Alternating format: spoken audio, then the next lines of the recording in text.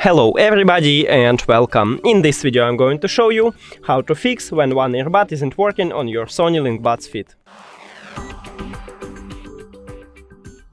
You have to start by put your earbuds to the charging case, and now the headphones is disconnected from your phone, so just remove it from the charging case and it will reconnect to your phone. So now, we can see it.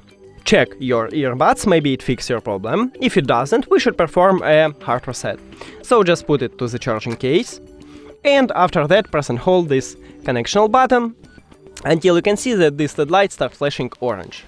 So firstly it enters to prank mode, and after that we should just hold on it and wait for the orange LED light.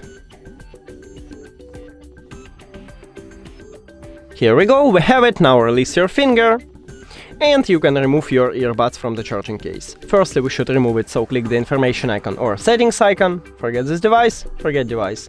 Also if you have Android, click pair new device, and now this earbuds enter to prank mode automatically, so we should see it at the device list, we should just wait. And we have it, just click on it. And we did it! Thank you for watching this video. If you found it helpful, please consider subscribing to the channel and leave the like on the video. It's really important to us. See you later!